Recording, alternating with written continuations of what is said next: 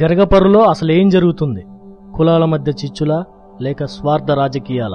భారత అభ్యుదయానికి బాటలు వేసి భారత రాజ్యాంగాన్ని రచించిన డాక్టర్ బిఆర్ అంబేద్కర్ కేవలం ఒక దళిత వర్గానికే చెందిన నాయకుడా? అయితే ఆయన రాసిన రాజ్యాంగాన్ని అందరూ గౌరవిస్తూనే ఉన్నారు కదా.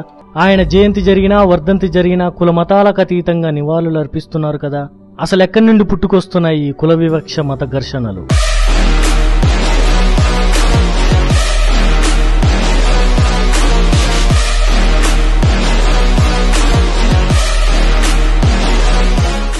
పశ్చిమ గోదావరి జిల్లా పాలకోడేరు మండలం గరగపారు గ్రామంలో డాక్టర్ బిఆర్ అంబేద్కర్ విగ్రహ ప్రతిష్ఠ వివాదం ఇప్పుడు రాష్ట్ర రాజకీయ వ్యవహారమైంది. నిన్నటి వరకు ఈ ఊరినే పట్టించుకునే నాయకులు ఇప్పుడు రాజకీయం చేయడానికి అత్యుత్సాహం చూపిస్తున్నారు. ఈ వివాదాన్ని రాజకీయం చేసి గరగపర్రు గ్రామస్తుల మధ్య చిచ్చు రేగిస్తున్నారు. అసలు గరగపర్రులో జరిగిన వాస్తవాలంటూ ఇప్పుడు తెలుసుకుందాం.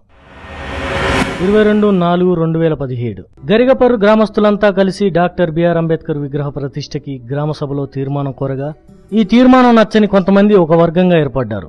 దీంతో ఒక్కసారిగా దళిత కులంలో 2 వర్గాలుగా చీలికలు మొదలయ్యాయి. 23/4/2017 సమయం అర్ధరాత్రి కొంతమంది వ్యక్తులు కలిసి అంబేద్కర్ విగ్రహాన్ని తాత్కాలికంగా ప్రభుత్వ నిషేధ ప్రాంతంలో ఉంచడం జరిగింది. ఈ విషయం తెలుసుకున్న గ్రామ సర్పంచ్ తన విధి నిర్వహణలో భాగంగా ఆ విగ్రహాన్ని అక్కడి నుండి తీసేయించి పాత గ్రామ పంచాయతీలో ఉంచడం జరిగింది. 24/4/2017 దళిత కులంలోనే కొంతమందిని రెచ్చగొట్టి దళిత నాయకుడి విగ్రహం పెట్టకూడదా అంటూ కొత్త వివాదానికి తెరలేపారు. స్వార్థ రాజకీయం చేస్తూ దళిత సర్పంచ్ని అగ్ర కులాల వారిని దూషించే స్థాయికి ఈ వివాదాన్ని తీసుకెళ్లడమే కాకుండా ధర్నాకు కూడా దిగారు. అక్కడ కుల ఘర్షణలు జరగకుండా ఉన్నతాధికారులు నర్సాపురం సబ్ కలెక్టర్ ధర్నా ప్రాంతానికి చేరుకుని పరిస్థితిని చక్కబెట్టే ప్రయత్నం చేసినా లాభం లేకపోయింది. బాధితులం అంటూ చెప్పుకునే వర్గం వారంతా అధికారుల ముందే మళ్లీ విగ్రహాన్ని నిషేధ ప్రాంతంలో పెట్టారు. ఇదంతా చట్ట వ్యతిరేక చర్యగా కలెక్టర్ వారిపై యాక్షన్ తీసుకోగా ఆ విగ్రహాన్ని పాత గ్రామ పంచాయతీ స్థలంలో ప్రతిష్ఠించారు. ఆ విగ్రహం ఉన్న ప్లేసులోనే పైప్ లైన్ దెబ్బతినడంతో తప్పనిసరి పరిస్థితిలో విగ్రహాన్ని తొలగించాల్సి వచ్చింది. ఆ ఘటనతో బాధిత వర్గమంతా ఈ వివాదాన్ని తీవ్రం చేశాయి. చివరగా ఈ వివాదాన్ని దళితులకు అగ్రకులాలకు మధ్య జరిగిన ఓ కుల చిచ్చులా ఓ మీడియా దగ్గరుండి మరీ ఈ కథనాన్ని టెలికాస్ట్ చేసింది.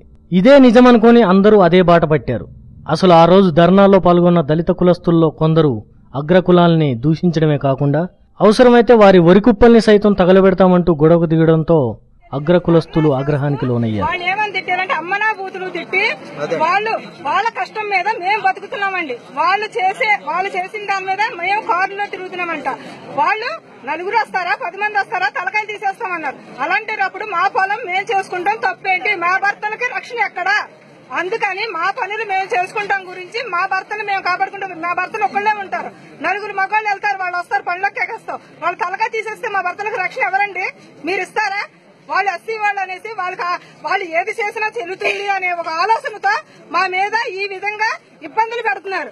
అలా మేము పెడితే చెల్లదు కనుక బలరామరాజు గారిని అరెస్ట్ చేస్తామని 10 టీవీ వాడు 3 రోజుల నుంచి మరీ దారుణంగా మా ఊరి వ్యక్తులు వైస్ ప్రెసిడెంట్ గారిని జంకల్ సింగ్ గారిని అరెస్ట్ చేస్తామని చెప్తున్నారు.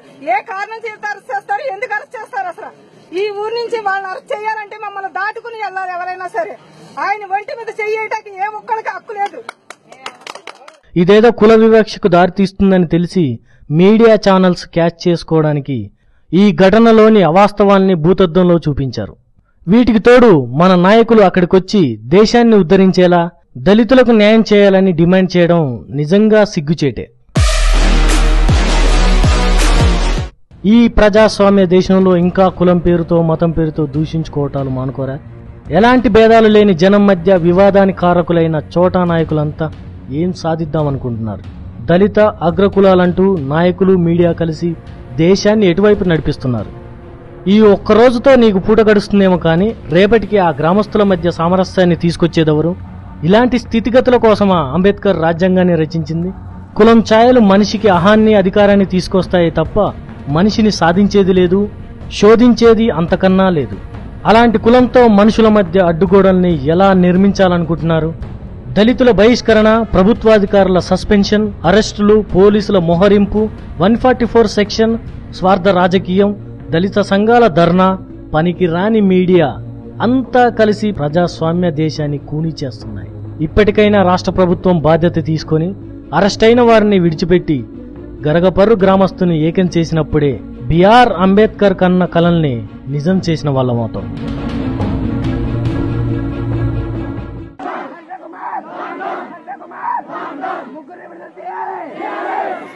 ఇవి ఒక్క ఈ 4 రోజుల్లో అంబేద్కర్ గుర్తొచ్చేసి ఒక నైట్ తెచ్చేసి ఇక్కడ పెట్టవలసిన అవసరం ఉంది. ఇంకొక అభియోగం ఏంటంటే బలరామరాజు గారిని అక్షేత్తం ఆయన తీసుకుపోతాం అని అన్నారు. ఎందుకు తీసుకుపోతారండి అన్నాడు. వాళ్ళు ఆ రోజు పొద్దున్న విగ్రహాన్ని తొలగించి రాత్రి చేసినందుకు తెల్లారగట్ల అందరూ కూడా ఆ కులస్తులు అందరూ కూడా వాళ్ళు మేము సోదర భావంతో ఈ గ్రామంలో ఉండేవాళ్ళం. వాళ్ళకి మాకు ఏ విధమైన విభేదాలు ఎప్పుడూ లేవు. వాళ్ళతో నేను పనిచేసిన వాడిని, వాళ్ళతో పాటు నేను పనిచేసిన వాడిని, వాళ్ళతోనే అసోసియేషన్ అయ్యాను. వాళ్ళు ఆ రోజు మా పని అందరి పని, మా పని అంటే అందరి పని, అందరి పనులు వదిలేసి ఎక్కడ వాళ్ళు అక్కడ వదిలేసి మన అంబేద్కర్ గారి విగ్రహం, మన అంబేద్కర్ అంటే మా అంబేద్కర్ అండి.